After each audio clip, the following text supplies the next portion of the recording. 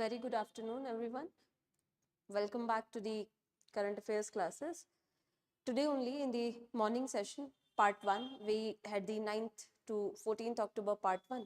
Now we will be covering the remaining news from 10th to 14th October, right? So I hope the audio video all good. Audio video is all good. Anyone? Please tell me.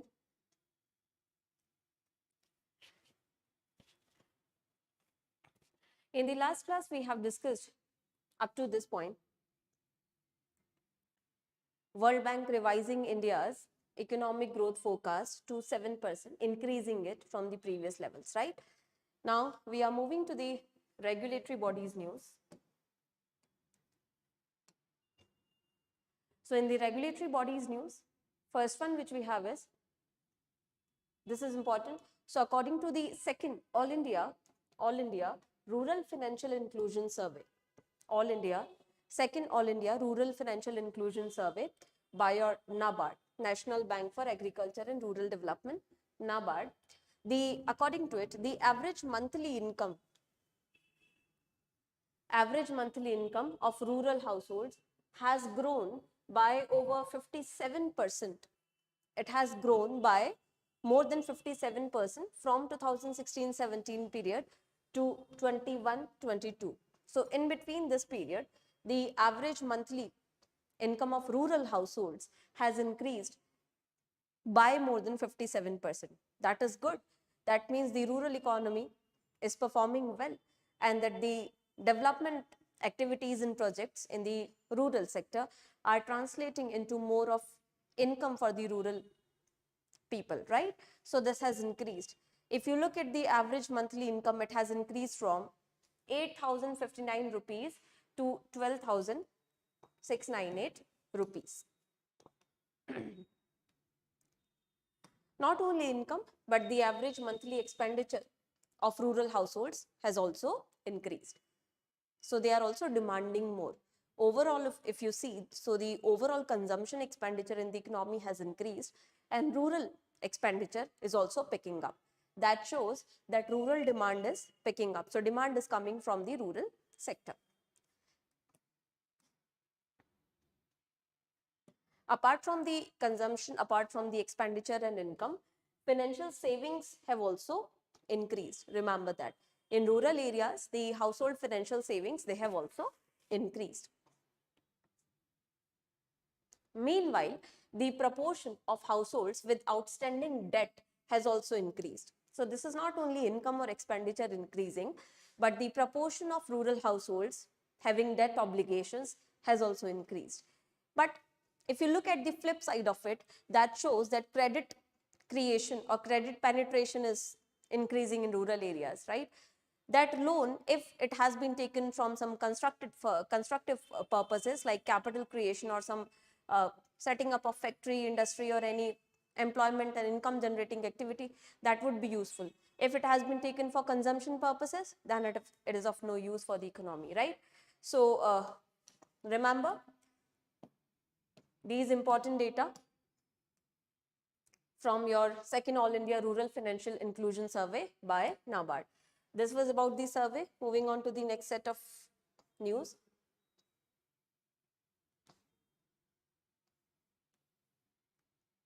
Now you see, this is very important. It is very important.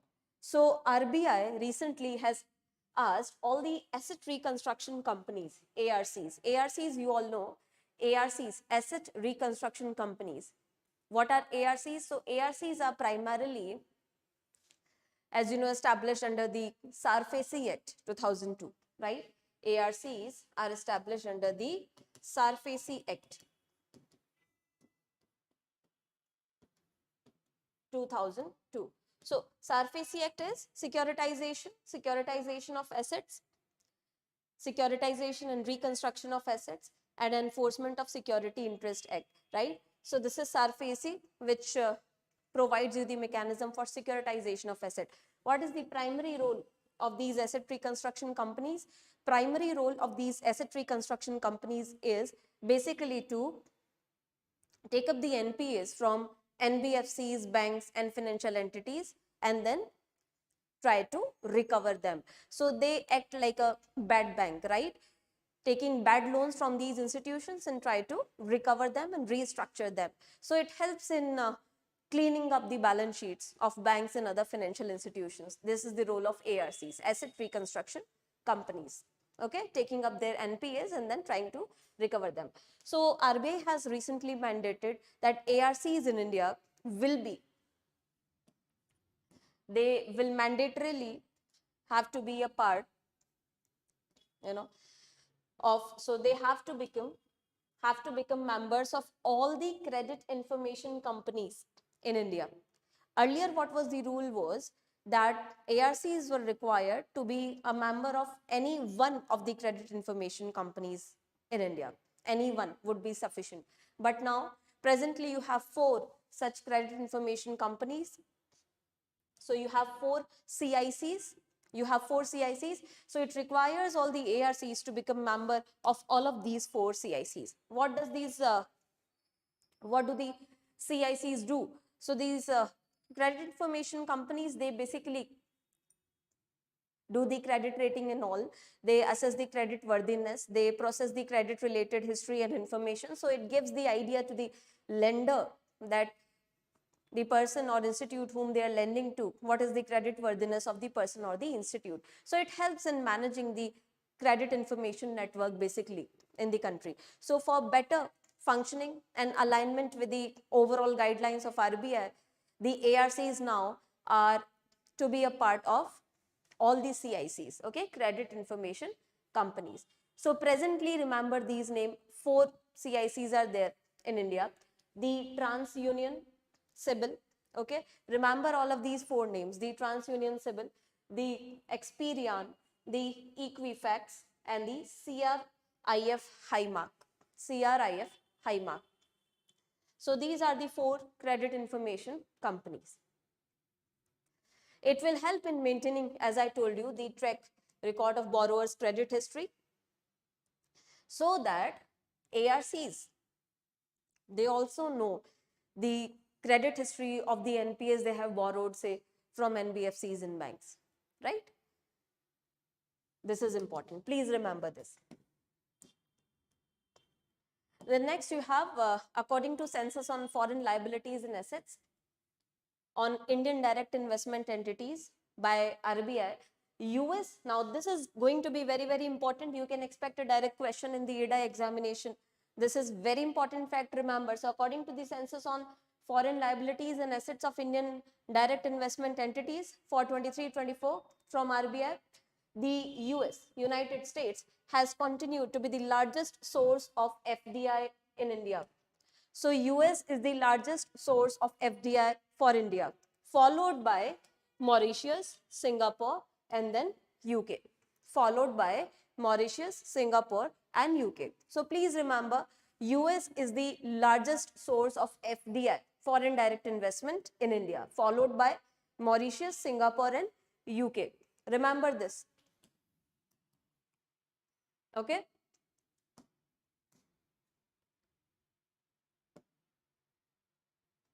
Also, RBI noted that over 97% of the responding entities, they were unlisted. These entities who responded in the survey, okay, and they held the dominant share in total FDI equity capital at face value. Not so much important, but non-financial companies, they accounted for nearly 90% of FDI equity. So non-financial companies contributed a lot. And if you see the total FDI in India, it has surged by 23.3%. This is something which you can remember. Total FDI in India has surged by 23.3% at market value in rupee terms during 23-24. Remember this. Okay, so US is the largest source of FDI in India, followed by Mauritius, Singapore, and UK. This was about the regulatory news. Moving on to the banking section. In banking section, you have SBI planning to enhance the threshold under instant loan scheme. So, you have a lot of instant loan schemes which reduces the time and documentation for access to loans. So, SBI also has this. SBI under the instant loan scheme for the MSMEs particularly, the name is MSME Sahaj. MSME Sahaj. Under this, SBI is planning to increase the threshold from existing 5 crores. It is planning to increase this. So more than 5 crores, MSMEs will be able to borrow. This is online facility. You can access digital loan. This is for MSMEs to quickly grant loans to MSME sector. Easy and adequate credit availability to MSME sector. As I told you, the name of the instant loan scheme is MSME Sahaj, end-to-end digital invoice financing. End-to-end digital invoice financing. Now what MSMEs can do here, the micro, small and medium enterprises, MSMEs against their GST invoices, whatever they have sold, so they have generated an invoice, GST invoice, right? Against that GST invoices, they can take these loans, okay?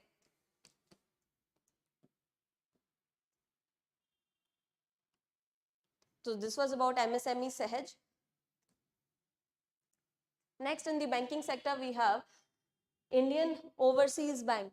Indian Overseas Bank has launched a new retail loan processing centers in Chennai and 7 other key locations across India. So please remember them. Indian Overseas Bank, it has launched retail loan processing centers in Chennai and 7 other locations. What is the aim? Of course, to foster the customer experience in retail loan access and ensure faster delivery of loans to the customers, okay?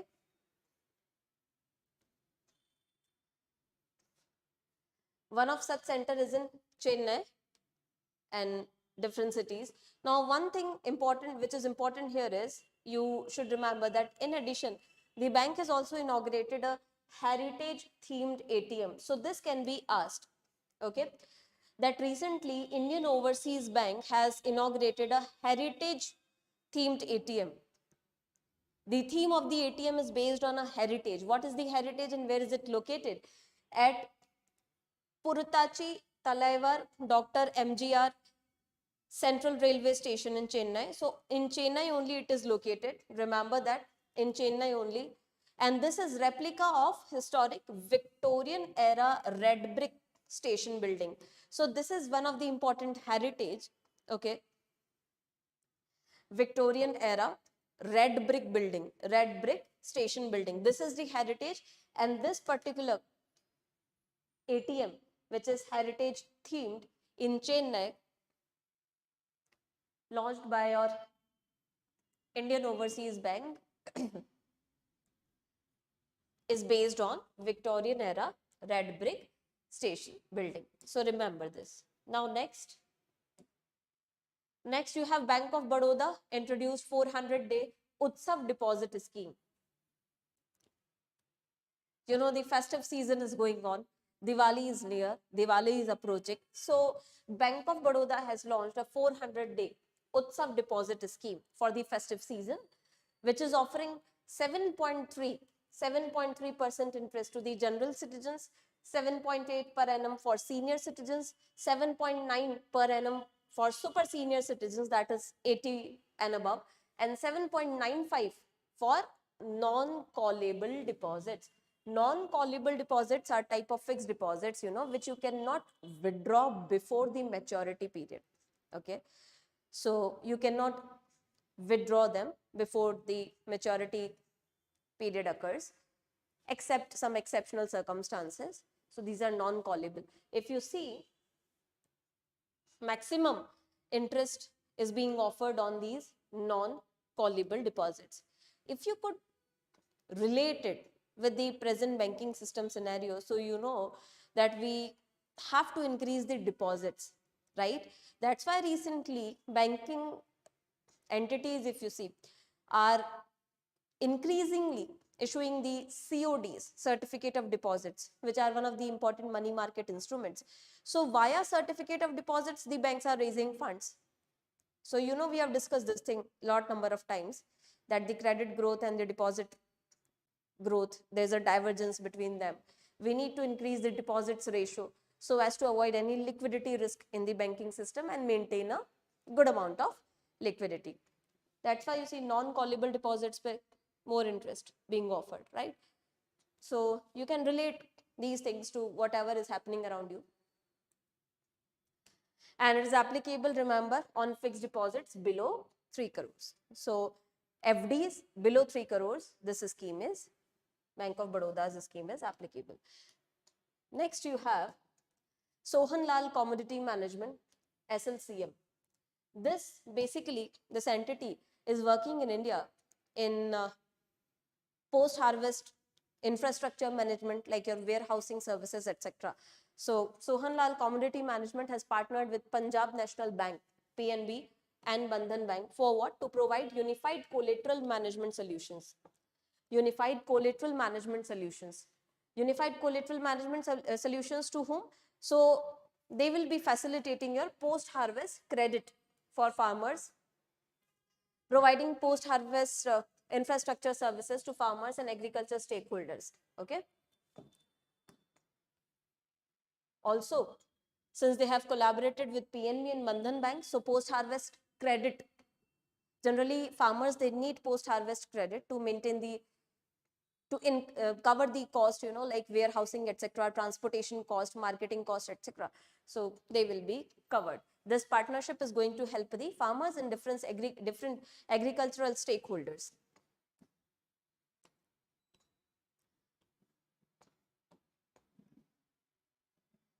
Then you have an MOU, exchange between Indian Bank and Kumbh Mela administration to sponsor 600 changing rooms, 600 changing rooms for women pilgrims for the forthcoming Mahakumbh Mela 2025.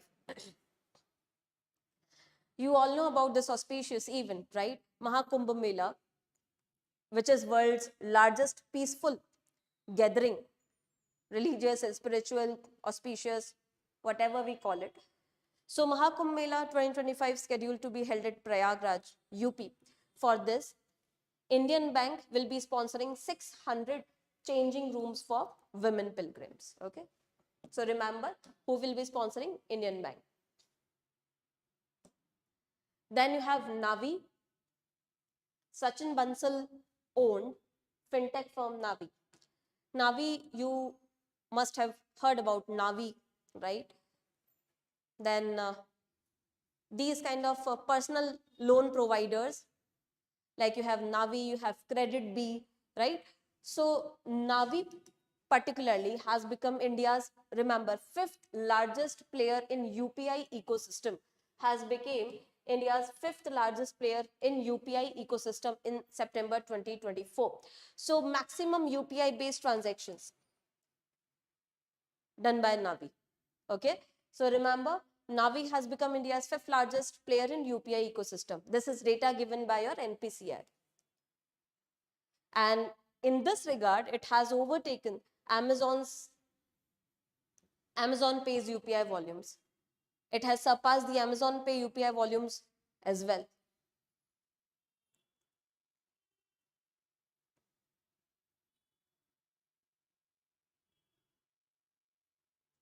Okay. So if you look at the top 5 UPI players, maximum is PhonePe. So maximum volume of UPI payment done using PhonePe. First is PhonePe, remember that. Second is Google Pay. Third is Paytm. Fourth is Cred, and fifth now is Navi, as we have discussed. Okay. If you see, PhonePe has processed 7.22 billion transactions worth rupees 10.3 trillion. That is quite huge amount, right? So remember all of these ranks: PhonePe, Google Pay, Paytm, Cred, and Navi. 5 of them. This was about the banking news. I hope everything is clear. Right? Do you have any doubt in so far what we have discussed? So moving on to the national news category. In national one, first we have something regarding Anusandhan National Research Foundation. So Anusandhan National Research Foundation has launched its first two initiatives. First of all, what is Anusandhan National Research Foundation? It is a very important initiative by Government of India, announced in the budget only. It has been set up to spearhead the research and development progress and participation across educational institutions. So this is primarily aiming at increasing and boosting up the R&D infrastructure, participation and processes. Okay, this is Anusandhan National Research Foundation. It has launched two initiatives. What are these? Remember them. PM ECRG, PM ECRG, which is Prime Minister's Early Career Research Grant, and then Maha EV, which is Mission for Advancement in High Impact Areas Electric Vehicle. What are these two initiatives? So if you look at the first one, PM ECRG, it invites early career researchers to join country's transformative journey and contribute to overall R&D. So basically, early researchers, if you really want to make your career in research and development, it invites you and will be helping you succeed in that field. Then next one, which is Maha EV mission, it is particularly designed to build a robust research and development ecosystem, particularly as the name only suggests, for the EVs, electric vehicles, particularly in regard to EVs, so that India can have a cutting edge technical knowledge and R&D in the sector of EV, because we are expanding our scope in EV. Okay. EV and related components. So please remember, these two, PM ECRG and Maha EV, are related to Anusandhan National Research Foundation.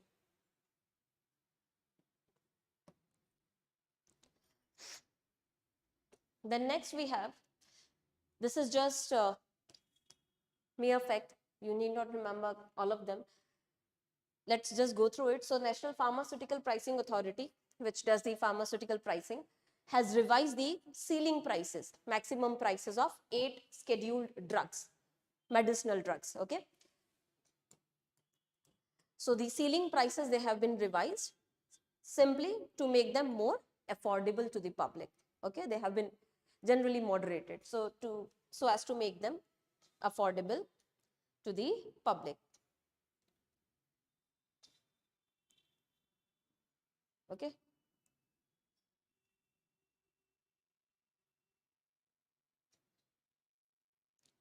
So ceiling price, basically, okay. Ceiling price is the maximum one which you can have for the medicinal drugs.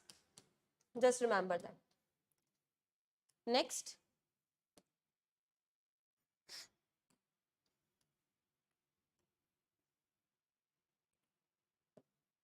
Next you have External Affairs Minister has launched or inaugurated the e-migrate version 2.0 web portal and mobile app. So this is important, remember, e-migrate. E-migrate web portal and e-migrate mobile application has been inaugurated in Delhi. What is the purpose?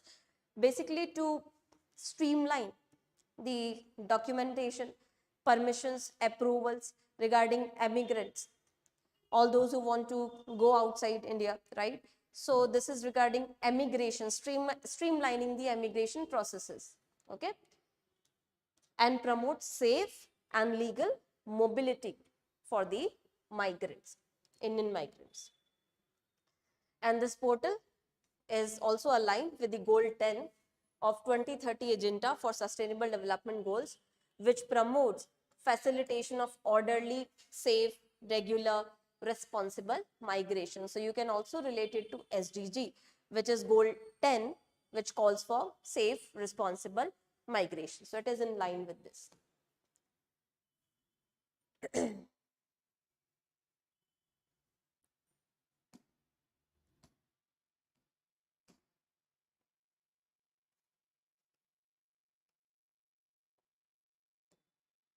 Next you have Prime Minister visited the Gati Shakti Anubhuti Kendra at Bharat Mandapam, okay, in Delhi. marking the 3rd anniversary of PM Gati Shakti National Master Plan. So, this really becomes important. What is the PM Gati Shakti National Master Plan? You know about the PM Gati Shakti, right? So, the overall plan is basically, if you look at the PM Gati Shakti National Master Plan, overall plan is to enhance the mobility connectivity, particularly the transportation related mobility and connectivity, including your railways, roads, ports, waterways, all the means basically of transportation. So this is to provide multi-modal connectivity in an infrastructure to various economic zones. And 7 engines are there. So please remember, it has 7 engines: the railways, roads, ports, waterways, airports, mass transportation or public transportation, logistics infrastructure. Okay, so these are the 7 engines of National Gati Shakti National Master Plan, of PM Gati Shakti National Master Plan. Please remember them. 7 engines are there. They can ask you these names directly, right? So 7 engines or pillars you can call: railway, roads, ports, waterways, airports, mass transport, logistic infrastructure, etc. And this was launched on 13th October 2021. Okay, 13th October 2021. That's why this is the 3rd anniversary. And it was developed by whom? So remember, it was developed by Digital Master Planning Tool. Oh, sorry, it is developed as Digital Master Planning Tool by BISEG-N, which is Bhaskaracharya National Institute of Space Applications and Geoinformatics. So it has been developed by Bhaskaracharya National Institute for Space Applications and Geoinformatics, remember. Also, they will be doing dynamic mapping of all these infrastructure projects with real-time updation, so as to monitor the progress across all these 7 engines, the infrastructure development progress. Okay, and this map is built as an open source technology. Okay, and it is hosted securely on Meghraj. So remember this name. What is Meghraj? Megh, is cloud, right? So just remember this. It is very important. Meghraj is what? Meghraj is the cloud facility of Government of India. Is the cloud of Government of India. Okay. This was about the PM Gati Shakti National Master Plan. Then we have Union Minister for Parliamentary and Minority Affairs, Kiran Rijiju, has announced that. So yes, Constitution glorification campaigns will be held in every village, because now we are going to have the 75th anniversary of the Indian Constitution, right? So to celebrate the 75th anniversary of Indian Constitution, Constitution glorification campaigns will be held in different places. Then you have government has approved the upgradation of Hindustan Aeronautics Limited. Now this is again very, very important. Please remember. So your HAL has become 14th Maharatna. Okay, remember that your HAL, Hindustan Aeronautics Limited, has become 14th Maharatna. So you have classification of these central public sector undertakings as Mini Ratna, Navratna, Maharatna. So HAL has become the 14th Maharatna. Remember that. Okay. Remember the number as well, 14th Maharatna.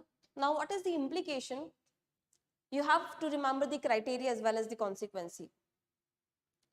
As these public sector enterprises, they move on from Mini Ratna, Navratna to Maharatna status, they gain more of financial autonomy and operational autonomy. So now, if HAL has become 14th Maharatna, that means it will have a lot of financial autonomy. It can invest into projects. Huge investment can be done into projects without certain government approvals, right? So more of financial autonomy and operational autonomy is provided. Now, what are the conditions? How do you qualify to be called as a Maharatna? Earlier, the status was of Navratna. So earlier HAL was Navratna, right? The qualification, if you see, first is that the company has to be listed on the Indian Stock Exchange, any one of them, right? And this HAL is listed on both of the stock exchanges, the BSE as well as the NSE. Okay. Then financial performance ka criteria is that an average annual turnover of these companies should be over 25,000 crores in last 3 years. So in last 3 years, you should have had an average annual turnover of more than 25,000 crores. Then an average annual net worth. You should have annual average net worth exceeding 15,000 crore during the same period, that is last 3 financial years, and an average annual net profit after tax deductions. Okay, so net profit, that is after tax, should have been greater than 5,000 crores. Remember, should have been greater than 5,000 crores over the last 3 years again. So these are the financial performance criteria on the basis of which you are categorized into the Maharatna category. Also, the company should have a global significant presence. So global presence is also important of the company. I hope you have understood this thing. So remember, HAL has become the 14th Maharatna. In the national, next we have center releasing the first installment of 15th Finance Commission grants for financial year 25 to rural local bodies in Andhra Pradesh and Rajasthan. So certain grants given according to the 15th Finance Commission have been granted to rural local bodies in 2 states, Andhra Pradesh and Rajasthan. Okay, to rural local bodies of your Andhra Pradesh and Rajasthan. Now, you need to understand this Finance Commission is very important body, right? Finance Commission is a constitutional body. Article 280, according to Article 280, it is constituted every 5 years, right? By the President of India. And remember, presently, the implementation phase of the 15th Finance Commission is going on. So it will be there till 2025, and from 26 to 31, we will be having the 16th Finance Commission. Also remember, 15th Finance Commission was headed by N.K. Singh, and the upcoming, the 16th Finance Commission will be headed by Arvind Pangadia, who has been the former Vice Chancellor, sorry, not Vice Chancellor, Vice President of Niti Aayog, right? So 15th one is headed by N.K. Singh. Remember that. And what is the functioning? What does the Finance Commission do?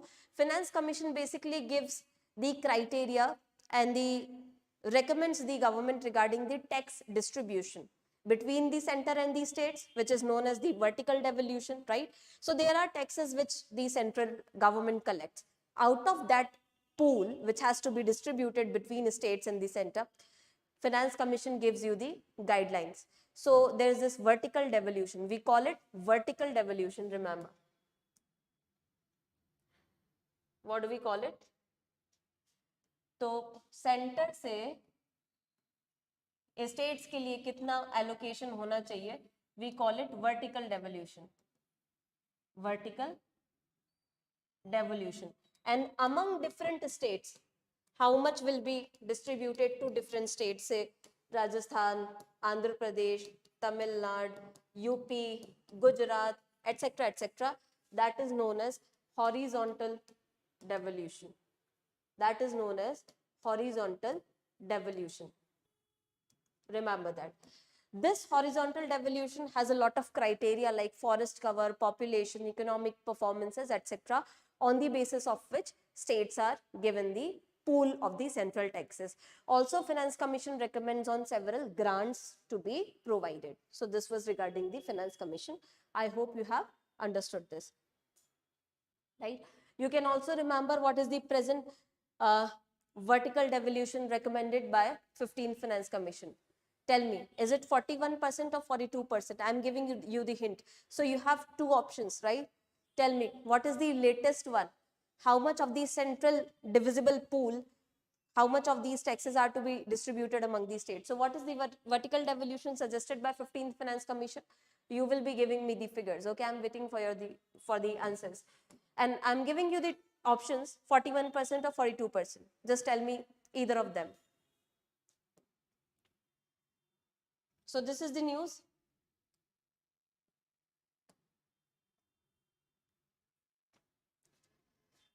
And two kinds of grants are mentioned here, untied grants.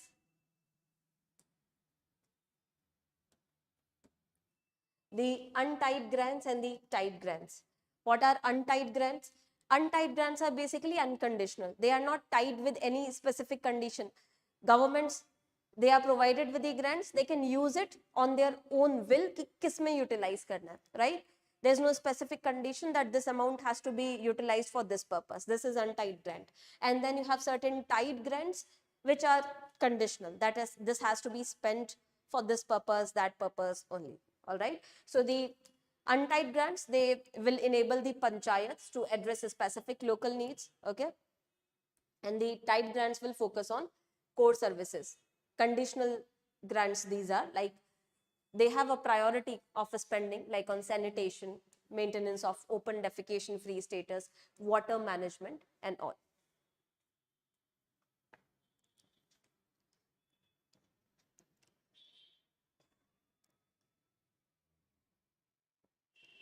All right.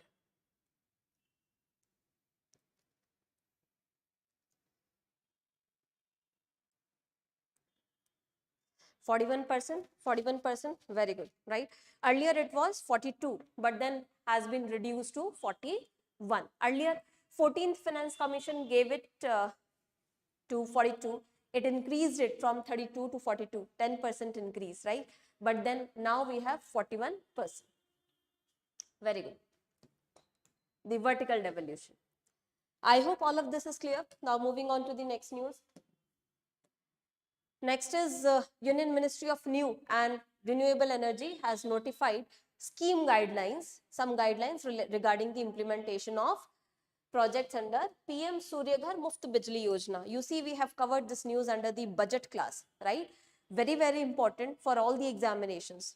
PM Surya Ghar Muft Bijli Yojana. What is the primary aim of this scheme? Was announced in the budget. Basically, it wants to provide free electricity to the eligible households, not to everyone. Eligible households up to 300 of units. So remember,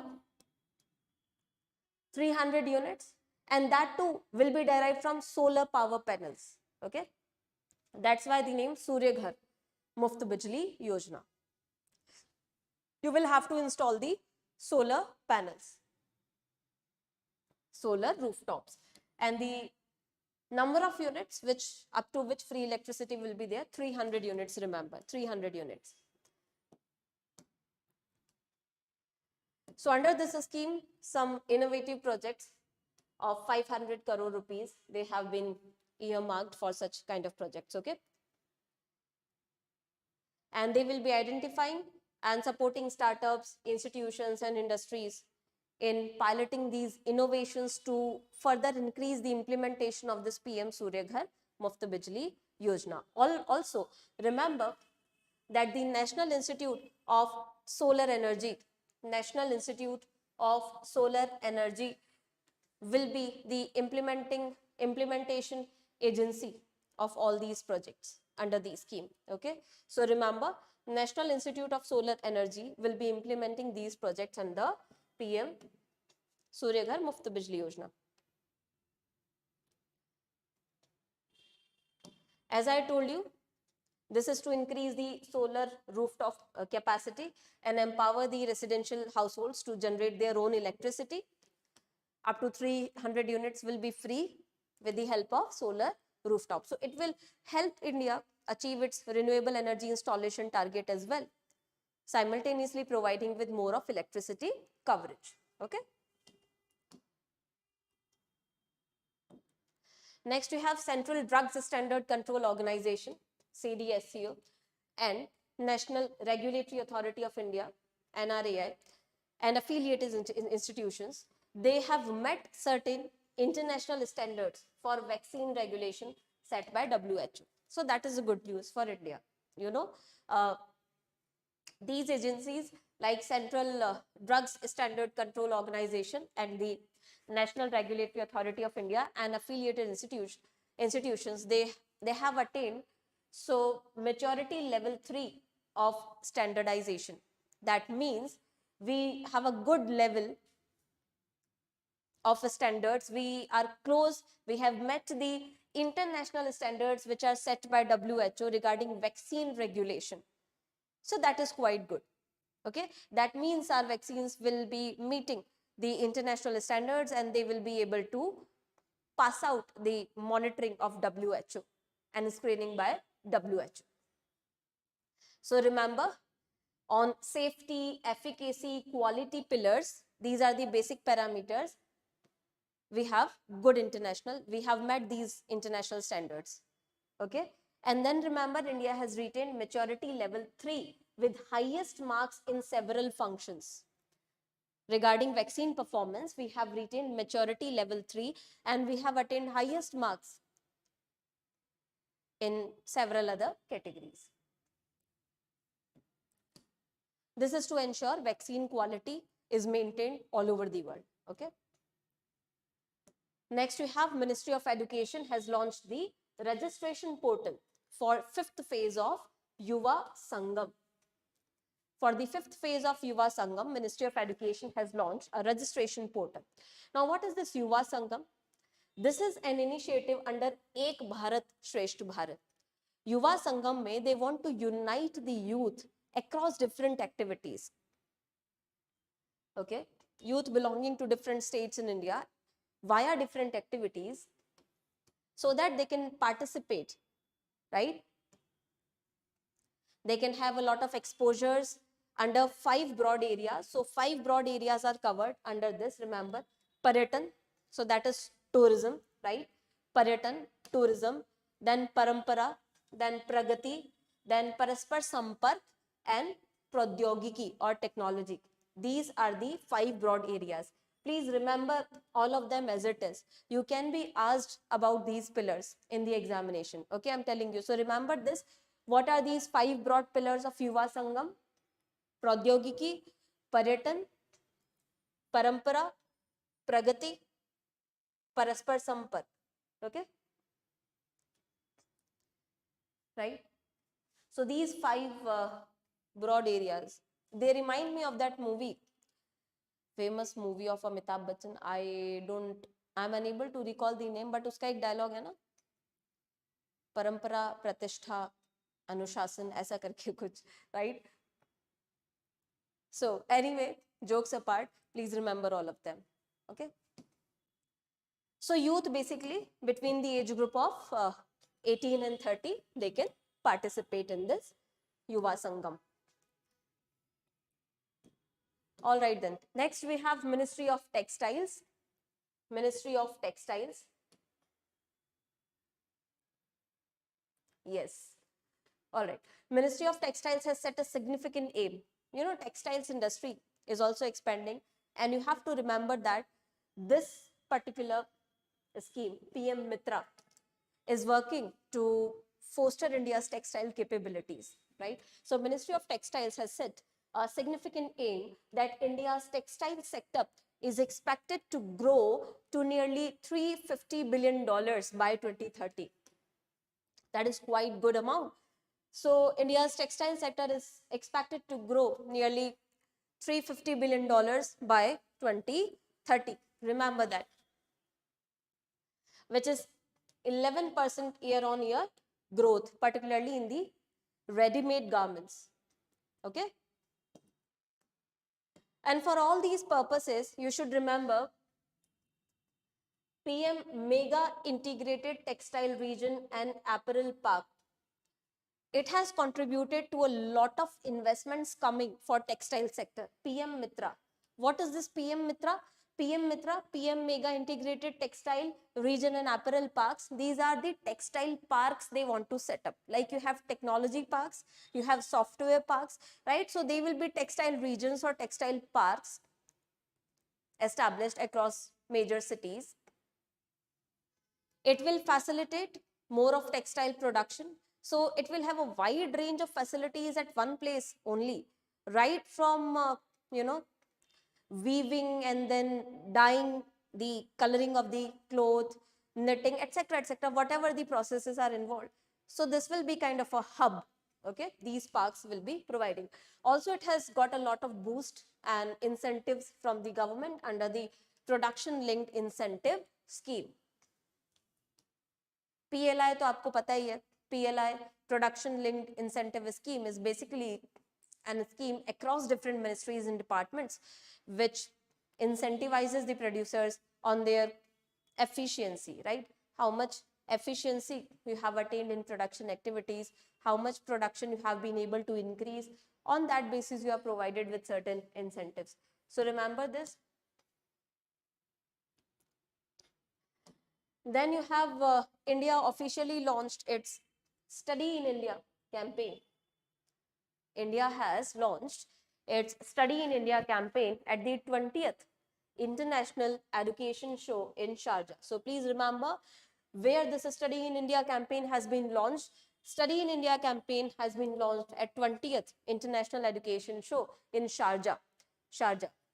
Also, if you can recall why Sharjah has been in news recently, which sports event is Sharjah associated with? If anyone can tell me, okay? So just remember, Study in India campaign has been launched in Sharjah.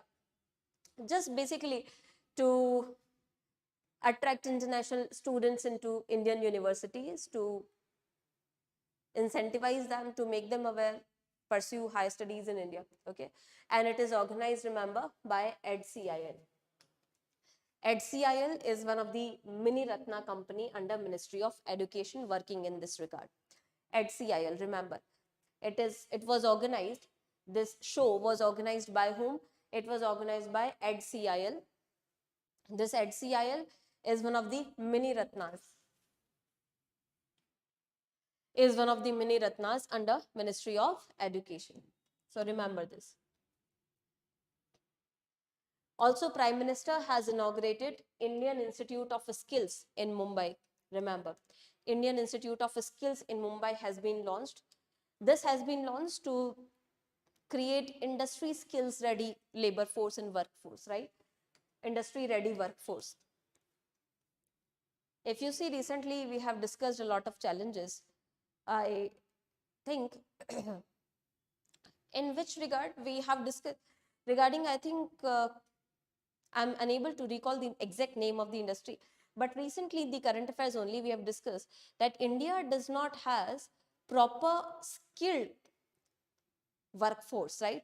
That's why we are lagging behind. I think in renewable energy only, renewable energy. So a lot of applications, leave apart renewable energy, a lot of future industries are coming. You have electric vehicles, you have automotive innovations, you have semiconductors industry, you have AI, generative AI, etc., etc., etc., right? So you have to have a skilled workforce in order to expand your production capabilities. That's why this has been established in Mumbai. Also, so for this establishment, two ministries have collaborated. So it is a collaboration between Ministry of Skill Development and Entrepreneurship and Tata. So not two ministries, it is a collaboration between Ministry of Skill Development and Entrepreneurship and remember Tata IIS, okay?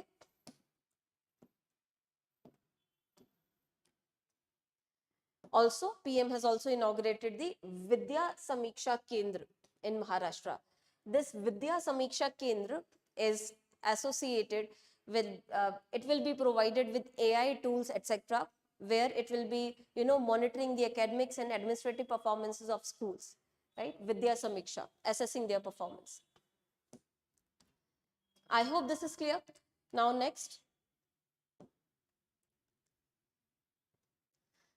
Union Cabinet has approved construction of 2,280 kilometers of roads in border areas of Rajasthan and Punjab, okay, to ensure the road and telecom connectivity, also facilitating water supply, health facilities, educational facilities, enhance rural livelihood, ease travel, and ensure connectivity of these areas with rest of the highway networks and expressway networks, right? So this is there.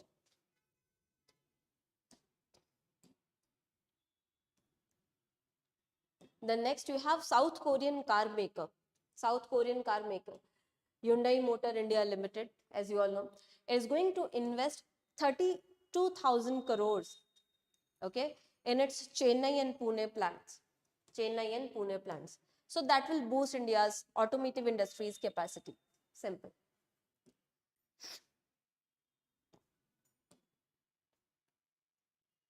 Next news we have regarding Tea Board of India.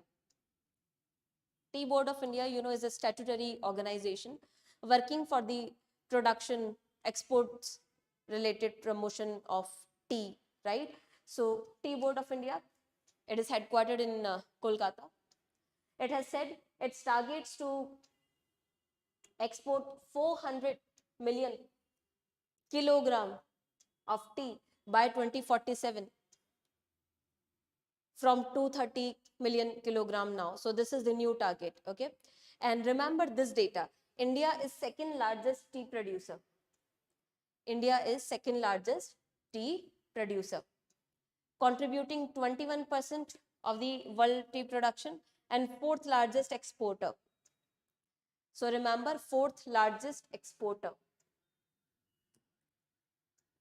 Remember these two ranks. India is second largest tea producer and fourth largest tea exporter. Now tell me who is the first largest tea producer? Which country is the first largest, or which country tops the tea production in the world? If India is second, then there has to be the first one as well.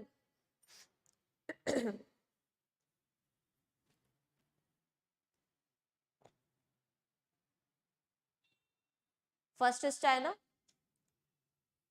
Okay, you're sure about it?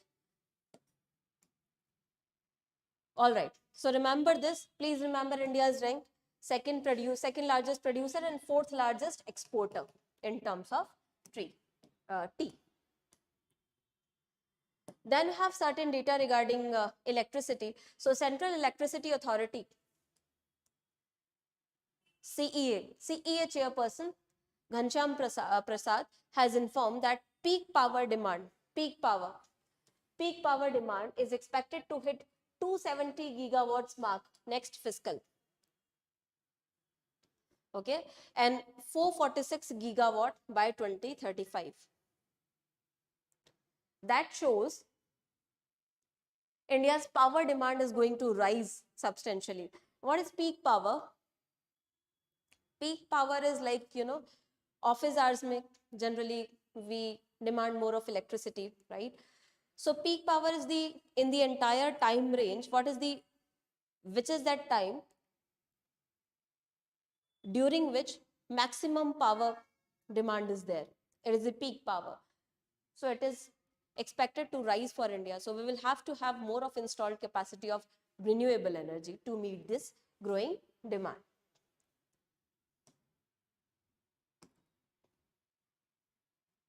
Then you have Niti Aayog. Niti Aayog has increased the asset monetization target. This is important, please remember.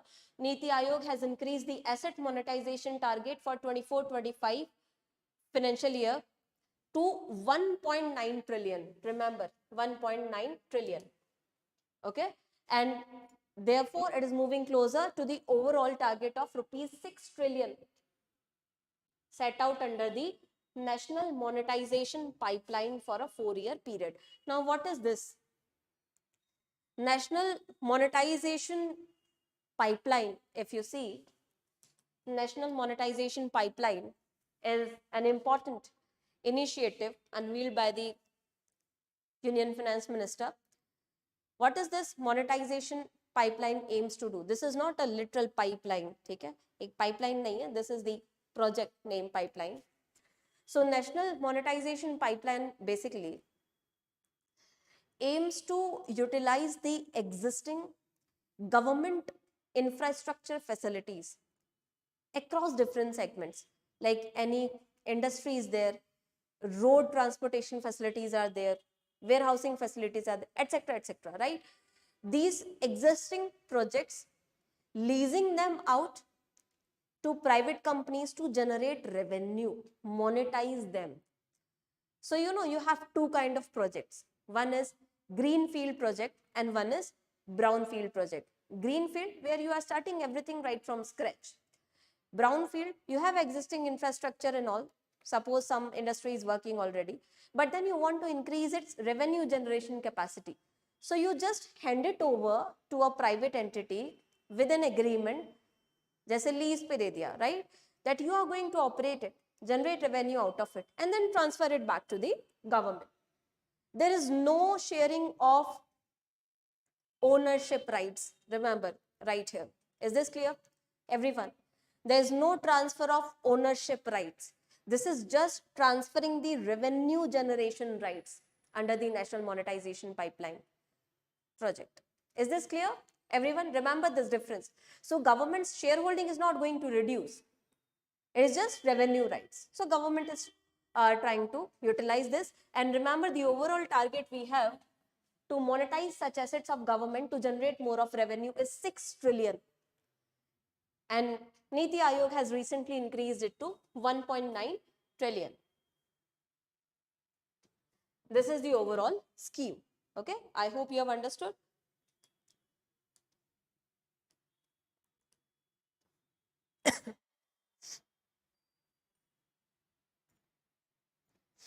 Next, so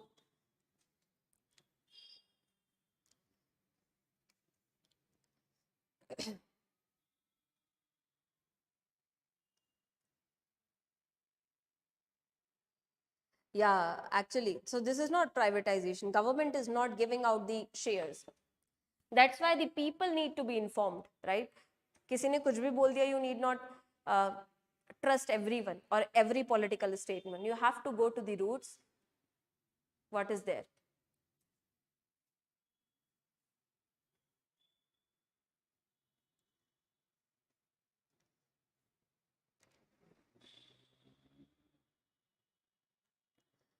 No ownership in brownfield. See, I'm telling you, ownership will not be transferred. Only revenue rights are transferred, even in the brownfield. Okay. The ownership will be retained by the government only.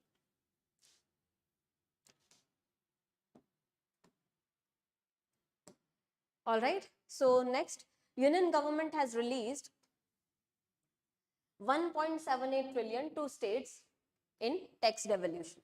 So as I told you that out of the central divisible pool, Finance Commission recommends how much you have to divide between the center and the states.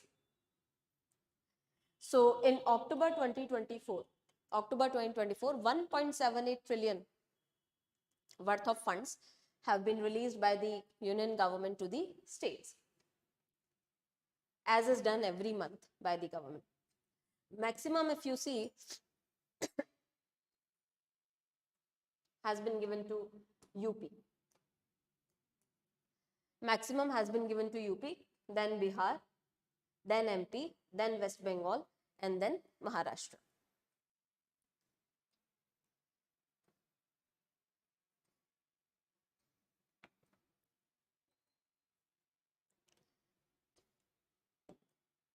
Next, Hindustan Petroleum Corporation Limited has achieved a significant milestone with its first ever export of HP lubricants to the United States, making its presence in the 30th country globally. So this is, with this achievement, US becomes 30th country where HP, Hindustan Petroleum Corporation Limited, HPCL, has its global presence, right? HPCL. Now this is by exporting HP lubricants. These lubricants basically are having their application in a lot of industries. They are used in, say, aviation. They are used in automobile industry, etc., right?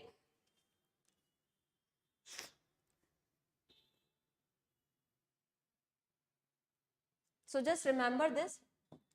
US has become 30th country where Hindustan Petroleum Corporation has its significant presence. Then this is regarding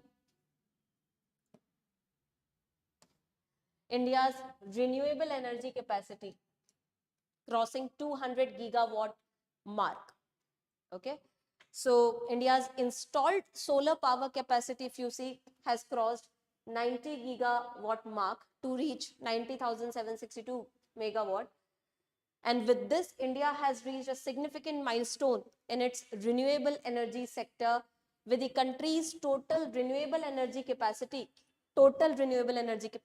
not only solar, crossing 200 gigawatts mark as of 10th October 2024. So please remember this. So as per the latest figures, India's total renewable energy capacity has crossed a mark of 200 gigawatts, according to Central Electricity Authority. Remember that. And in this, if you see, the maximum contribution is done by solar power, 45.1%. So in the overall increase in this capacity of renewable energy power generation, maximum is by solar power, then by wind power, then by hydro, and remaining one. So maximum comes from solar power. Also, so this 200 gigawatt figure is important. Remember it. If you look at the leading states, this also becomes important, can be asked, in terms of renewable energy capacity. So Rajasthan has topped the list. Rajasthan has topped the list with impressive 29.98 gigawatt of installed renewable energy capacity. Particularly, this capacity in Rajasthan has been generated primarily from the solar power, right? So Rajasthan stands at top in terms of maximum renewable energy capacity, followed by Gujarat, Tamil Nadu, Karnataka. So remember, first state is Rajasthan, then Gujarat, then Tamil Nadu, and then Karnataka.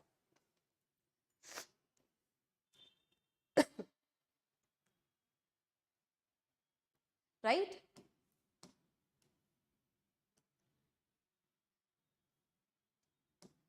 Then next. Now these data are also important. So your Central Electricity Authority has prepared a detailed national electricity plan, okay, in consultation with various stakeholders. So what are the aims highlighted here? Please remember them. According to this national electricity plan for renewable energy generation, the targets are important. Transmitting 500 gigawatt of renewable energy installed capacity by 2030. 500 gigawatt renewable energy installed capacity by 2030. More than 600 gigawatt of renewable energy capacity by 2032. Please remember this. More than 600 gigawatts of renewable energy installed capacity by 2032 and 500 by 2030. Please remember these two aims. Under the National Electricity Plan.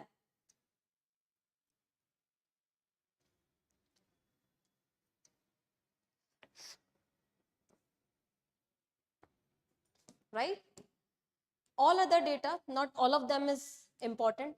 You just remember these two targets, 500 gigawatt 2030 tak and 600 gigawatt 2032 tak. Okay.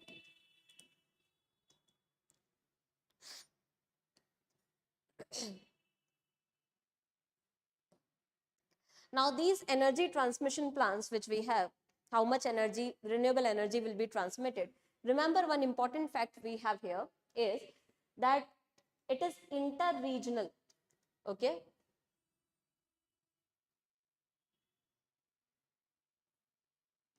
So we want to transfer this electricity across regions, and this inter-regional transmission capacity is planned to increase to 143 gigawatt by 2027 and 168 gigawatt by 2032. Okay, inter-regional capacity that has to be transmitted as well to other locations. Also, we have cross-border targets over here. This is not only regions associated with India, regions outside India also we are trying to cover under this. So please remember the countries to be covered. Okay, under this transmission plan, we are aiming to cover cross-border interconnections with Nepal, with Bhutan, Myanmar, Bangladesh, Sri Lanka, okay, and probably with Saudi Arabia, UAE, etc. So please remember the names, right? This is inter-regional as well as international.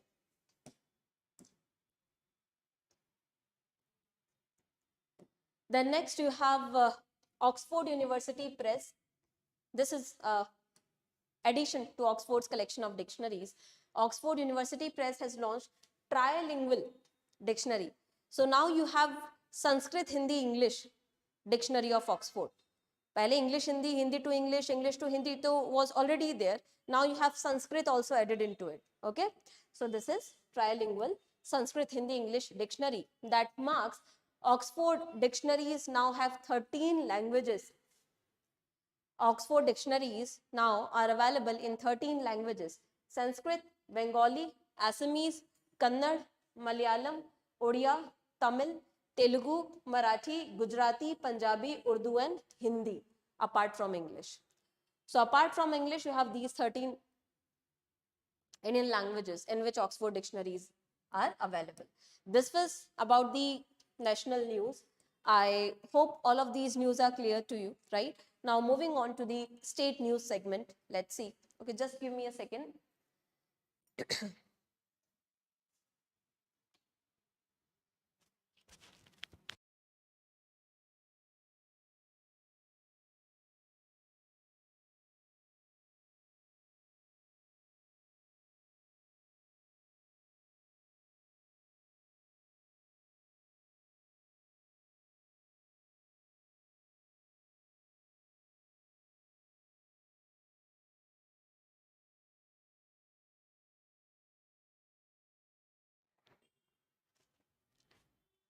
All right.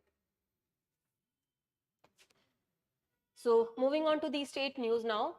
In the state news,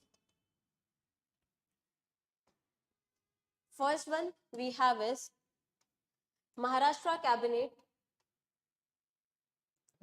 cabinet has approved the Damanganga Vetarna Godavari river linking project. So remember, it is associated with Maharashtra government along with the Damanganga Ekdare Godavari. Okay. Now these river linking projects, you all know, they are aimed to solve the problem of, they are basically aimed to solve dual problems. There are regions which are affected by floods due to overflowing rivers. There are regions which are reeling under water scarcity, right? So to create a path in between, linking these surplus water areas with the water scarcity area so that the excess water can be transported easily. Right? So remember the Damanganga Vetarna Godavari river linking project approved by Maharashtra cabinet.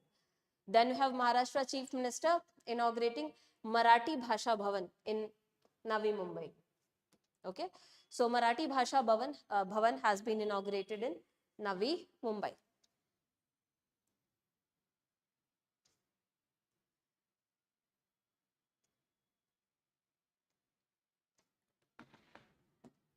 Right. Next, again from Maharashtra government has launched its India's first actually integrated state level cyber command and control center. Remember this. Maharashtra government has launched India's first cyber command and control center, which is equipped with world-class technology and expertise. This has been located at Mahape in Navi Mumbai in Maharashtra. This is going to do what? It is going to be a hub for handling cyber security related grievances which we have. Okay, cyber security related grievances will be handled here via helplines, web portal registered complaints, mobile app registered complaints, etc. So remember where India's first integrated state level cyber command and control center has been established in Maharashtra at Mahape in Navi Mumbai. Next we have Bihar. Bihar will develop Kaimur Wildlife Sanctuary. Bihar will develop Kaimur Wildlife Sanctuary as its second tiger reserve. Why? Because the existing tiger reserve, which we have in Bihar, the Valmiki Tiger Reserve, it has reached its capacity, you know. So we need to find out an alternative to conserve the tiger population. So Kaimur Wildlife Sanctuary, remember, located in Bihar, and the Valmiki Tiger Reserve is also in Bihar. It will be developed, and this approval has been given by your NTCA, National Tiger Conservation Authority. National Tiger Conservation Authority oversees the implementation of Project Tiger and all, which is exclusively aimed to conserve and enhance the tiger population in India, right? So remember this.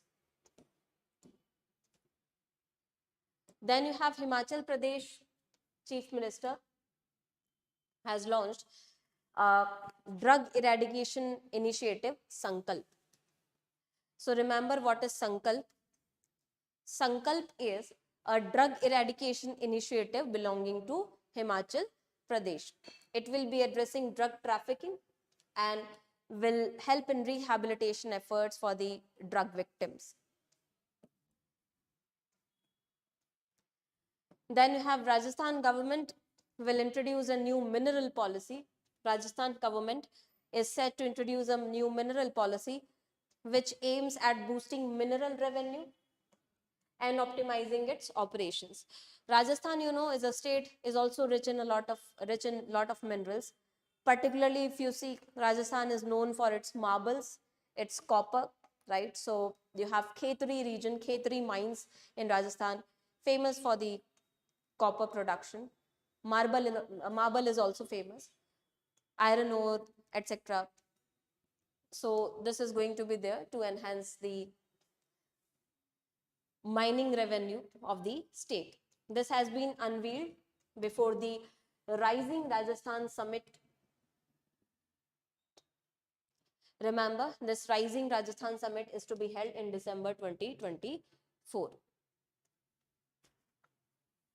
Via this, they want to boost mining sector's contribution in the state GDP, okay, to 5%. So they have a target to increase the contribution of mining generated GDP, mining sector's contribution in the state GDP of Rajasthan to 5% by 2930, 2029-30, and 6 to 8% by financial year 47.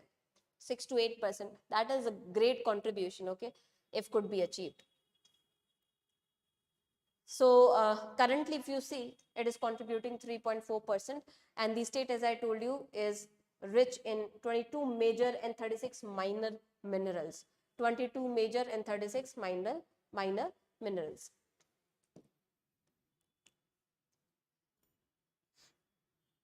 So this was about the state news.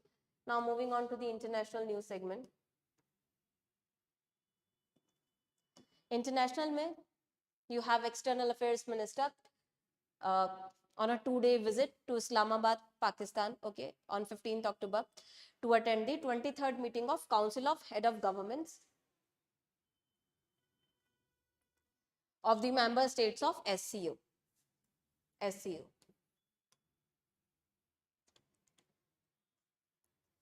So here the organization becomes important. SCO, the Shanghai Cooperation Organization. It was founded in 2001, 15 June, right? Headquartered in Beijing, China. India was not a founding member. It later on became a full-time member of SCO. Now, total members are 9. So remember, total members of SCO are 9. Now you have India also becoming a member. So in 2017, we have joined SCO. In 2017, India and Pakistan, they become full members of the Shanghai Cooperation Organization, remember. So presently it has 9 members, India, Iran, Kazakhstan, China, then you have Kyrgyz Republic, then you have Pakistan, Russia, Kazakhstan, Tajikistan, and Uzbekistan.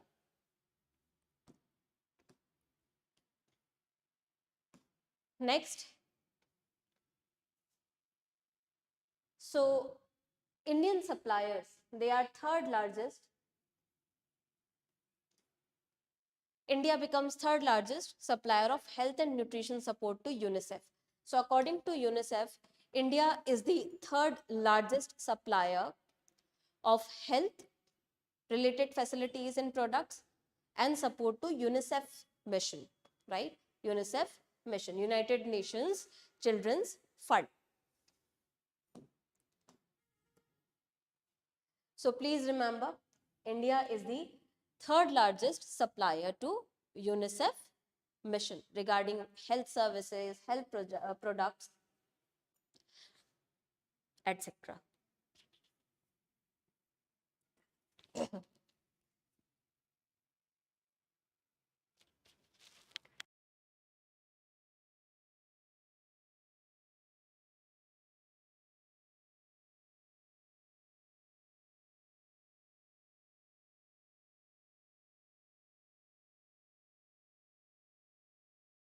All right. So this is the thing. Now, India's third largest supplier to UNICEF. Next,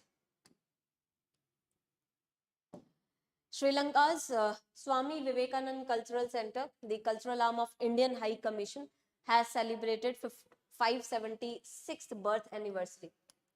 Okay, so it is one of the cultural arm of Indian High Commission, has celebrated 576th birth anniversary of Srimant Shankar Dev in Colombo. Next, it is also important to remember North Korea has completely separated its territory from South Korea. All connections, any kind of road connection, sea connection, any kind of connection from South Korea have been cut down, and fortifications have been, happening around the border of North Korea.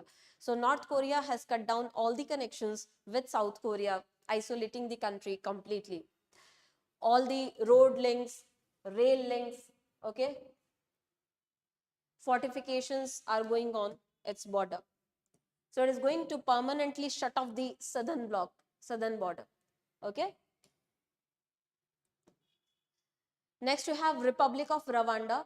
Republic of Rwanda has confirmed several cases of Marburg virus. So you can remember the information. Which country has reported a lot of cases recently of Marburg virus? This virus is also zoonotic in nature. That would mean it spreads from animals to humans, right? It has an origin into animals. So it is also coming from your fruit bats, okay? This is zoonotic. Marburg virus, like Ebola virus. So Republic of Rwanda has reported a lot of cases of it. Remember the place. And it also spreads so easily from human to human.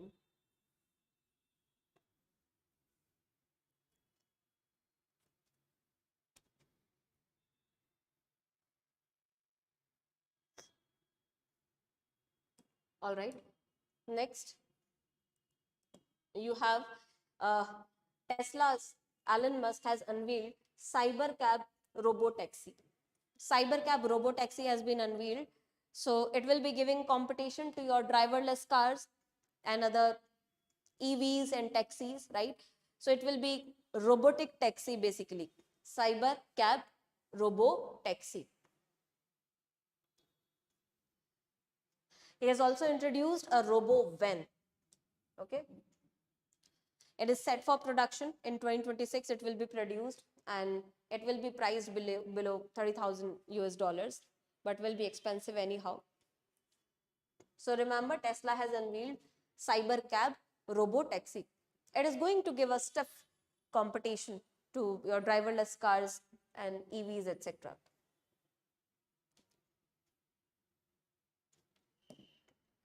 Then you have Singapore-based Ocean Network Express will be launching a new weekly service, Indian Coastal Express, connecting India's west coast and east coast via Sri Lanka.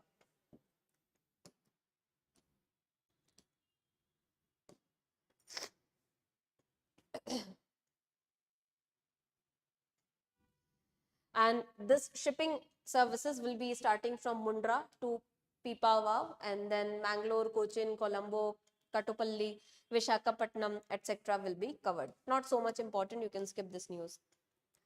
Then you have MOUs, mergers and acquisitions, right? So this was about the state news. Let's cover the MOUs, mergers and acquisitions. First one, you have the audio-visual co-production agreement. Audio-visual co-production agreement between India and Colombia. Okay, signed on 15th October in New Delhi. What is the aim of the agreement? It is going to be beneficial for producers from both the countries in pooling their creative, artistic, technical, financial, marketing resources for production in these categories. Currently, if you see, India has co-production treaties with 16 countries, resulting into 29 projects over the last 5 years, and Colombia is the 17th country with which India is signing such co-production agreement. So we can utilize each other's skill and then can produce a lot of activities and services via this agreement. So remember, this audio-visual co-production agreement is between India and Colombia. And remember, India has signed so far this treaty, this agreement with 16 countries. So Colombia is the 17th country now.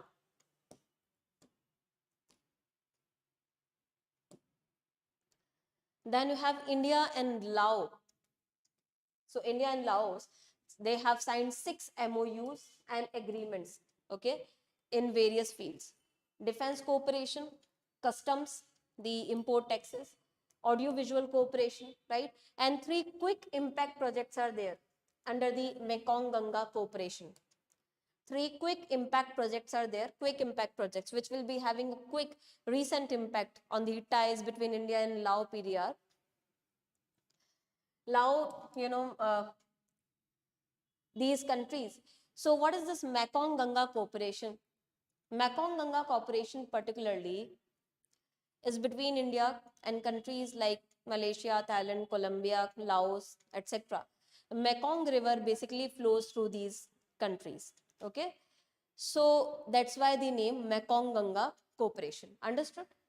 That's why we call it Mekong Ganga. So Ganga from India, and then Mekong River flows through these countries. So what are the 3 quick impact projects? Preservation of heritage of Lao Ramayana, their version of Ramayana, preservation of that. Then restoration of Wat Pakeya Buddhist temple with murals related to Ramayana, a restoration of this Buddhist temple which has certain murals on Ramayana theme, okay. Then support to shadow puppetry theatre on Ramayana in Champasak province. So basically 3 quick impact projects are related to restoration of Ramayana in Lao PDR, okay, and several other areas also we have signed agreements with them. Also improving the nutritional security in Laos, India has decided to give $1 million of assistance to increase the nutritional security in Laos. Also, when Laos is in news, so please remember this fact, this becomes important, that Prime Minister Modi has participated in 21st ASEAN India Summit and 19th East Asia Summit, which were held in Laos. So this becomes important. Prime Minister participated in the 21st ASEAN India Summit and 19th East Asia Summit held in Laos. Remember that.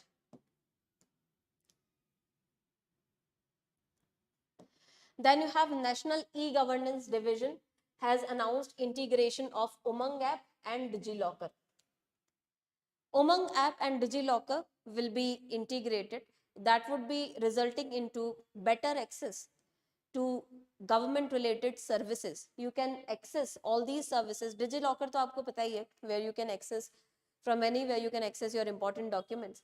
Now Umang app being integrated with DigiLocker, so it will enable better services across different segments, be it financial, health, insurance, medical, tourism, etc., etc., etc. Right? So a lot of services can be easily accessed after this integration.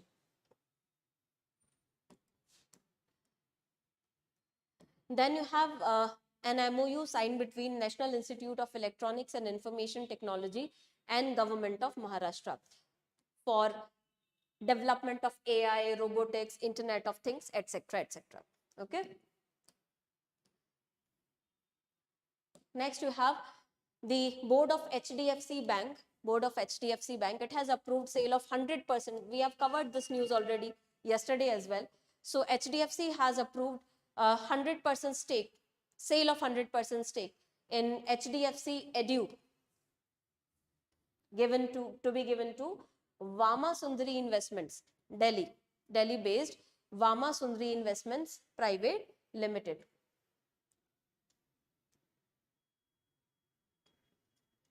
Okay, it will be 100% stake in HDFC Edu. Now it will be given to Vama Sundari Investments Private Limited. Next, Amazon India has partnered with the Startup India under Department for Promotion of Industry and Internal Trade to help startups scale up growth through e-commerce. So partnership between Amazon India and Startup India, this is going to help startups in scaling up their activities and industry with the help of e-commerce platform. Then you have European Major Thales. Okay, European Major Thales. It will be deploying a smart digital platform at 7 airports which are operated by the Adani Group. Smart digital platforms at 7 airports operated by Adani Group will be deployed by European Major Thales. Now this is going to improve, the overall airport management, security, passenger experience, etc. at all these airports. These are Mumbai, Ahmedabad. These are located in Mumbai, Ahmedabad, Guwahati, Jaipur, Lucknow, Mangaluru, and Thiruvananthapuram. So these are the 7 airports.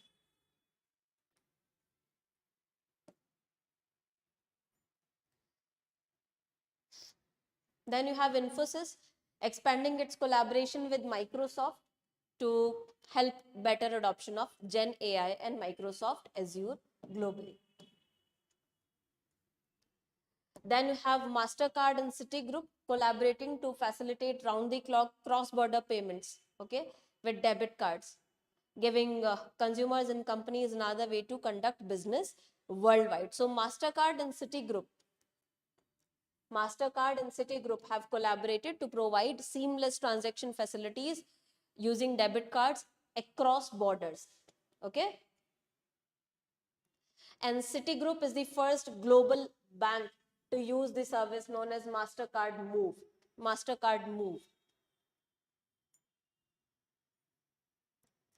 This service, MasterCard Move, which will allow users to make transactions such as insurance payouts, airline refunds, e-commerce payments, is quite influential in attracting customers also regarding cross-border payments, right? So this is MasterCard Move, and Citigroup has become first one to avail this. Then next you have PwC India. PwC India has collaborated with Meta to expand and scale its open source AI solutions to enterprises and citizens on Meta's Llama models. This is just a mere fact you can remember, otherwise not so important. Then JSW Steel has signed a pact with BHP and Carbon Clean to accelerate the deployment of carbon capture technology in the steel making processes. To decarbonize basically the steel making processes, JSW has signed a pact with BHP and Carbon Clean. Because steel sector, it accounts for 12% of India's greenhouse gas emissions. So in order to achieve the net zero emission target, we need to reduce the carbon emission in the steel making processes, because the steel making cannot be stopped, right? It is essential. It is the backbone. Iron and steel is the backbone of all the industries. So that's why this is important. In MOUs, we have this much only. Okay. Remaining ones, let's discuss. The Spices Board. Spices Board has joined hands with Uttarakhand government and House of Himalayas for promotion of sustainable agricultural practices, where they will be identifying certain suitable areas for expanding large cardamom cultivation particularly and other spices in the region with sustainable practices. Okay.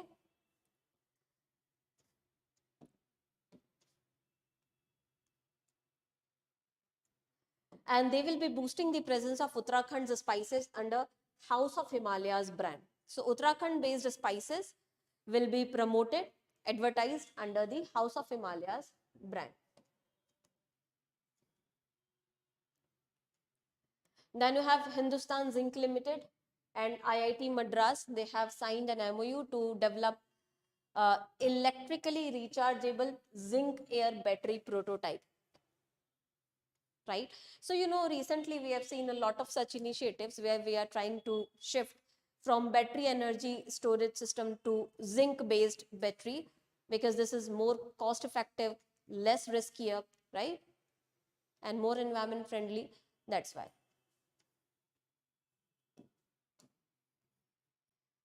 Then you have Rights Limited has signed an MOU with the Delhi Metro for what? To identify, source and execute new metro projects in India. Okay, Rights Limited. Rights is working in transportation related projects already. So Rights Limited has signed an MOU with Delhi government, not Delhi government, Delhi Metro particularly, for expanding metro projects. Then you have Korea Tourism Organization, and so the KTO India, Korea Tourism Organization India, has signed an MOU with the Indian Railway Catering and Tourism Corporation, IRCTC, South Zone. Why? They want to strengthen travel ties and promote both South Korea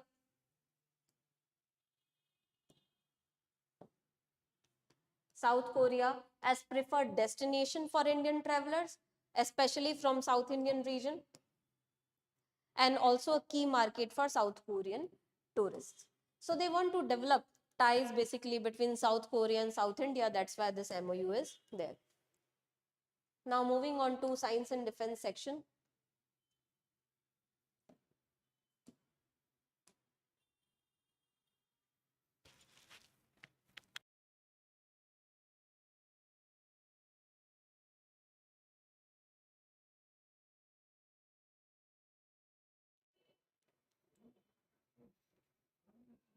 Now, moving on to the Science and Tech section.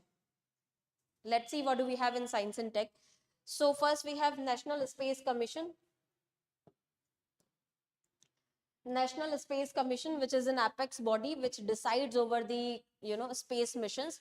It has given clearance for the 5th lunar mission, the Lunar Polar Exploration Mission, LUPEX. Please remember these kind of missions, they can be directly asked in the examinations. LUPEX, okay, LUPEX. It has been given approval. So the Lunar Polar Exploration Mission, it will be implemented jointly by India and Japan to explore the moon for water and other resources. Remember the countries involved, India and Japan will be involved. India and Japan will be involved, okay?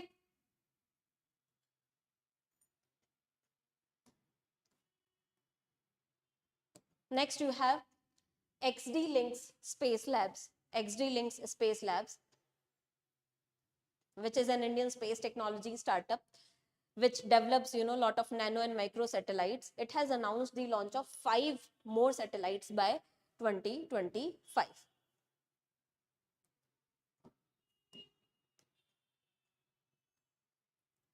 Then you have Union Ministry of Earth Sciences has approved X-band radar to be installed in Wayanad district of Kerala.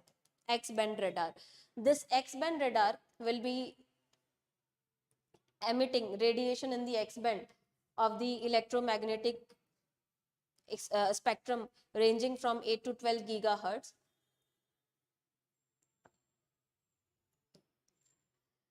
Now, what is the significance basically? You need not remember all of these features. You just remember Waynard mate is going to be installed. X-band radar. Now, what is the importance? You see, Kerala has witnessed floods, right? So, this X-band radar is useful in imaging, right? It will give you images regarding, say, rain, fog, etc., etc. Creation of this rain droplets, fog, etc. in the region. That can be then further utilized by the respective agencies and departments for assessing the, for say predicting the precipitation and all. So it will be helpful in monitoring and predicting rainfall patterns and floods in the region. That's why it is important. Okay. So understand the application here.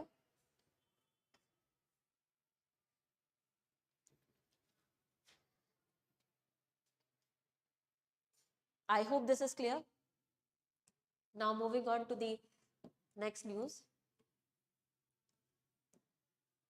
So then you have aerospace startup Space Kids India, which is again an important startup from India.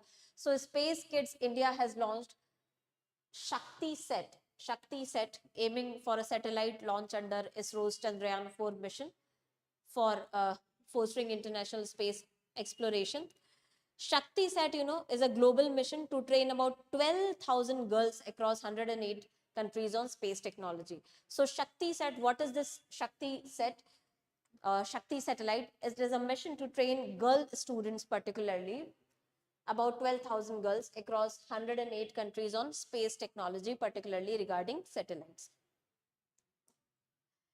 And President will be unveiling its official poster as well. It will include 120 hours of online training.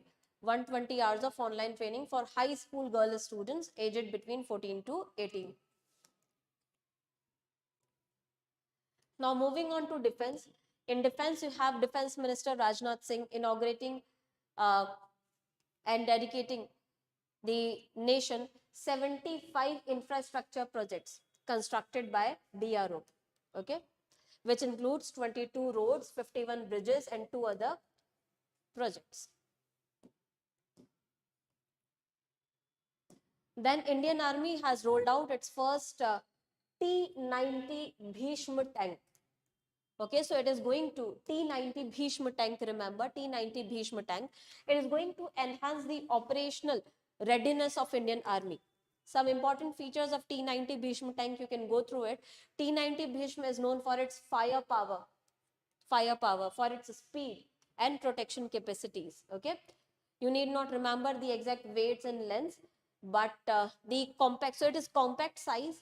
It can move quickly. It can move through difficult terrains like forests, mountains, and marshy terrain as well. The marshy terrain, wetland kind of thing, and speed up to 60 kilometers per hour can be attained. It also has a anti-aircraft gun mounted on top, which can bring down targets within a 2-kilometer of range. So this is going to add to Indian Army's capacities. Then we have first phase of Second Army Commanders Conference 2024, organized in a hybrid mode at Gangtok in Sikkim. So remember, first phase of the Second Army Commanders Conference was held in Gangtok, Sikkim. This was generally, basically held to review the current operational preparedness, strategies, etc. of the army. And second phase, remember, second phase is scheduled of this conference. Second phase is scheduled to be held in Delhi on 28th and 29th October this year.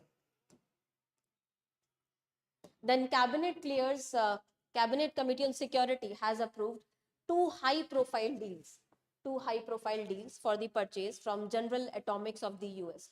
So we have an approval from Cabinet Security for acquiring of certain defense acquisitions. It is there. First is 31 MQ-9B high altitude long endurance UAV. So it is going to be unmanned aerial vehicles, right? It is a range of, it is a type of unmanned aerial vehicle, UAVs. So the name is 31 MQ-9B high altitude long endurance. And in this you have two sets, 16 Sky Guardian and 15 Sky Guardian. And then indigenous construction of 2 nuclear attack submarines. They have approved these two things, okay? Remember that. Next we have US will send its advanced terminal high altitude area defense missile defense system to Israel against Iran. US is quite famous for this THAAD, which is terminal high altitude area defense missile defense system. It is basically, so it will be sending this to Israel against Iran. The tussle going on, right? So this is an advanced missile defense system by US. It uses a combination of radar and interceptors to thwart shot the medium and intermediate range ballistic missiles. And manufacturer here is Lockheed Martin. So remember this, it is going to give this system to Israel against Iran. Now moving on to the rankings, etc. India has been ranked 105th out of 127 in Global Hunger Index. Please remember this. This is very, very important. So India's rank in Global Hunger Index is 105th out of 127 countries. Okay. Now this Global Hunger Index is released by Irish humanitarian organization Concern Worldwide and German aid agency Wealth Hunger Life. So it is a joint work between Concern Worldwide and Wealth Hunger Life. This was 19th edition, remember. India is 105th, which are the top 5 countries is also important. So top 5 countries are Belarus, Bosnia and Herzegovina, then Chile, then China and Costa Rica. So these are the top 5 countries. Worst performers, if you see, are Somalia, Yemen, Chad, Madagascar, then Democratic Republic of Congo. Key indicators. This also becomes important. On what indicators this ranking in the Global Hunger Index is provided. So parameters, indicators, you see recent trend in the examination, they are asking. So key indicators of GHI: undernourishment, child stunting, child wasting, and child mortality. Okay. These are the key indicators of Global Hunger Index. Remember them. Abhi ke abhi yaad kar lo inko. Undernourishment, child stunting, child wasting, and child mortality. Okay, I'm giving you this work. Go and find out the difference between child stunting and child wasting. Okay. What is the condition associated with child stunting? More height or more weight? And more height or more weight. What is the scenario for child stunting and child wasting? Please remember, undernourishment, child stunting, child wasting, and child mortality. These are the 4 indicators used by Global Hunger Index. India's rank 105th edition, 19th edition, top 5 countries we have discussed. Then we have certain reports. According to Worldline India Digital Payments Report for the first half of 2024, Unified Payment Interface में there is increase of 52% on year basis. Okay. So basically UPI transactions have increased according to this report, 52% increase. UPI transaction in value and volume, they are increasing continuously. Regularly it is in news, so please try to remember them. Number of UPI transactions, they have increased from 8.03 billion to 13.9 billion. Transaction value has also increased from rupees 12.98 trillion to 20.07 trillion. Top players, if you see PhonePe, we have covered this news earlier in this segment only. So PhonePe has emerged as the top UPI app, followed by Google Pay, Paytm. We have seen these rankings, right? So please remember. An average ticket size of all UPI payment has been 1,603. Okay. And it has, while it dropped to 1,478 in first half of 2024.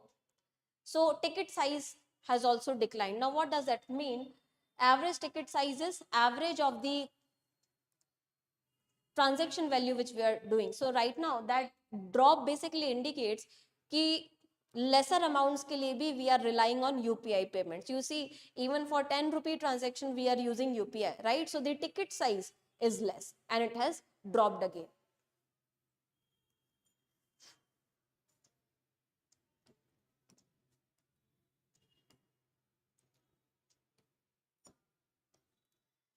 Then we have certain data. According to Worldwide Fund for Nature's Living Planet Report 2024, there has been 73% decline. 73% decline in the average size of monitored wildlife populations from 1970 2020. So monitored populations mein there is 73% decline. That means we need to monitor them more efficiently. And 2022 May the decline was 69%. Okay. So the report, remember, has collectively 73% decline is there. Report has collectively asked for collective efforts on the part of several countries over the next 5 years to tackle this challenge, because the climate change is not only a threat to human populations, it is also a threat to the monitored wildlife populations. So sharpest decline, if you see, of these populations have been observed in freshwater ecosystem, 85% of decline, okay, in the average size of monitored wildlife population. So the average size of monitored wildlife population, the maximum decline you see has come from freshwater ecosystem, 85%.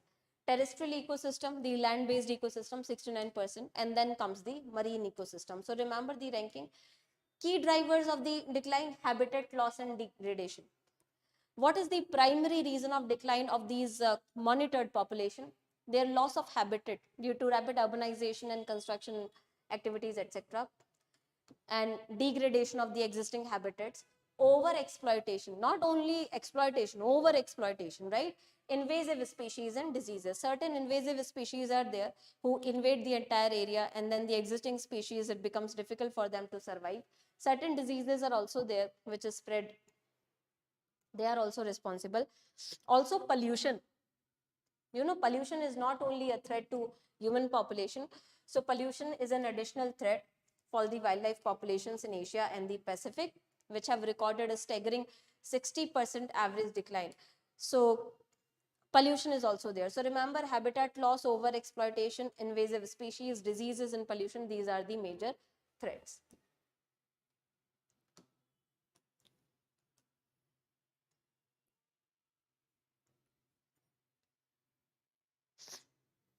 Then,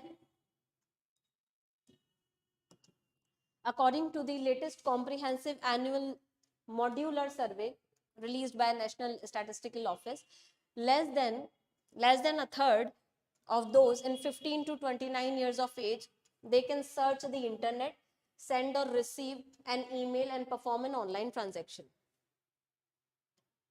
So the people aged between 15 to 29 years of age, you know, the young age, less than one third of them,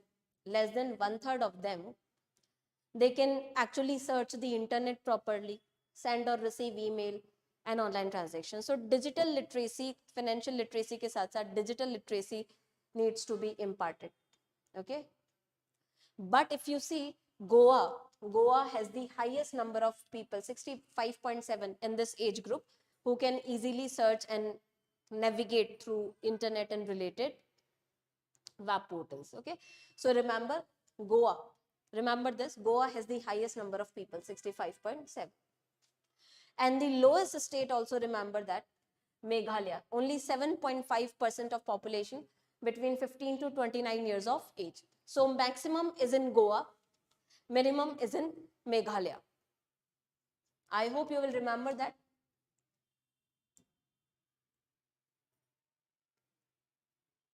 And if you see, gender disparity is also there. Male may we have a lot more of population able to do that, but female population may we have comparatively lesser number of people. So this is the thing. Now next, you have, according to CareEdge, India's ship recycling industry is expected to grow to 3.8 to 4.2 million gross tonnage in 2025. Then we have data regarding India's female labor force participation rate. So India's female labor force participation rate has increased to 23.4%, okay, from 2019.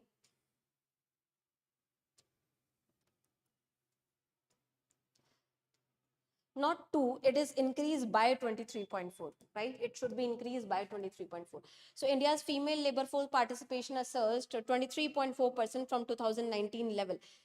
So, you know, leading South Asia in this regard. If you see Bhutan, Pakistan, Maldives, Nepal, Bangladesh, they have also saw increases, while Sri Lanka faced a decline. So remember, which country has faced a decline in the labor force participation rate? Sri Lanka. While all other neighboring countries, if you see Bhutan, Pakistan, Maldives, Nepal, Bangladesh, they have witnessed an increase in the labor force, female labor force participation rate, and India leads South Asia in terms of female labor force participation rate. Please remember that. And if you look at the related figures, you can just go through these figures.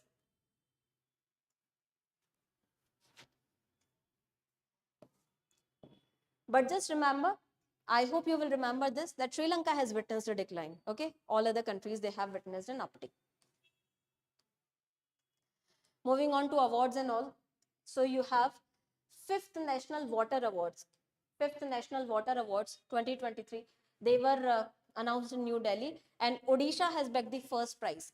Odisha has been given with the first prize for the best state in water conservation, and followed by Uttar Pradesh in the second position. Gujarat and Puducherry, they jointly have secured the third position. So remember, water awards mein first state is Odisha, then UP, then Gujarat and Puducherry, both of them at third position. Then of course we have Nobel Prize in Economics and Nobel Peace Prizes. So remember, Nobel Prize in Economics has been given to US based economists Deron Acemoglu and then Simon Johnson and James Robinson. Okay, economics ka Nobel Prize they have been awarded with for their work in how institutions shape prosperity. They have tried to work upon this thing, how institutions are set up and how these institutions, various institutions, they contribute to any nation's economic prosperity, right? For this, the Nobel Peace Prize, Nobel Economics Prize has been given. 3 economists are there, Deron, Simon and James Robinson.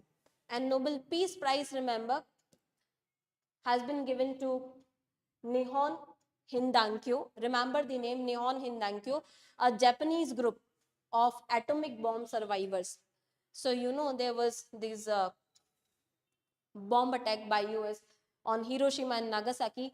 So Nihon Hindankyo, a Japanese group of the survivors of these attacks, they have won the Nobel Peace Prize for their continuous and tireless efforts regarding achieving world free of nuclear weapons and demonstrating what threats nuclear and atomic weapons have on mankind.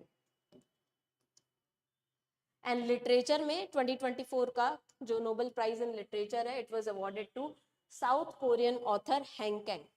Okay, South Korean author Hang Kang. She was honored for her intense poetic prose. Right? So remember, literature में the prize is given to, has been given to South Korean author Hang Kang.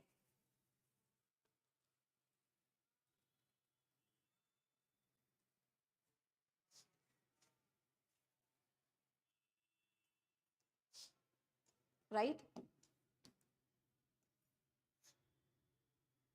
Then books में you see veteran investigative journalist Bob Woodward has authored a new book which is in news named War, right? So remember, this book is in news, War.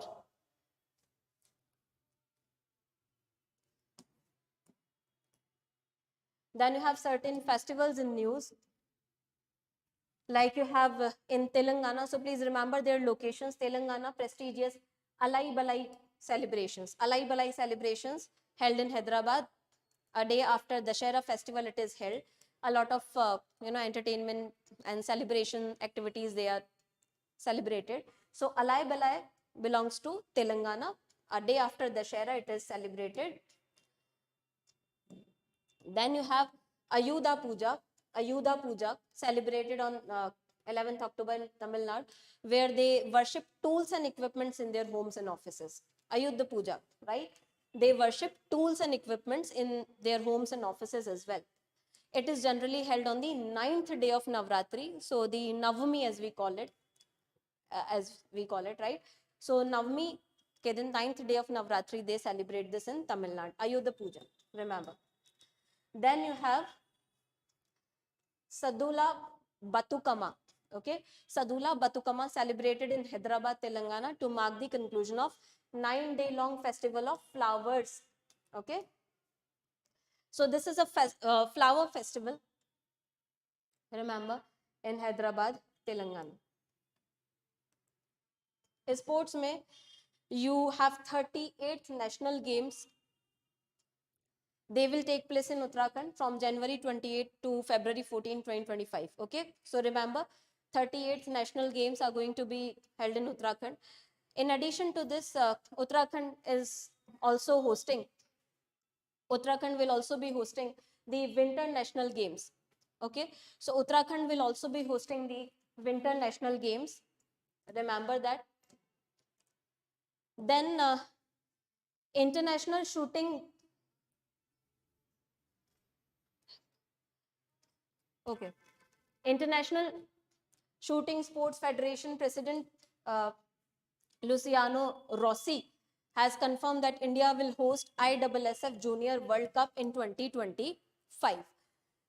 So ISSF Junior World Cup 2025 will be hosted by India. It has been confirmed by now. Okay, so 2025 mein the World Cup will be hosted by India. Remember that 38 national games will take place in Uttarakhand, or Uttarakhand will be hosting the Winter National Games as well. Now from here we will be resuming in the next class. Okay, so from sports only, we don't have much of the news to be left, but I will be taking up from this news. Indian captain Harmanpreet Singh becoming the most expensive player in Hockey League auction. So from here I will be resuming in the next class tomorrow at 10 a.m. We'll be integrating it first with the news analysis, and then we will be moving on to the next news section. I hope everything we have covered so far is clear. I've tried to cover all the news comprehensively. It becomes useful to you. Please try and remember all the important facts which I have highlighted as important, and please keep on revising these facts. So I'll see you in the next class tomorrow at 10 a.m. Till then, have a great day. Thank you so much for being connected and being interactive for so long. It has been a long session, right? So thank you so much. I'll see you in the next class.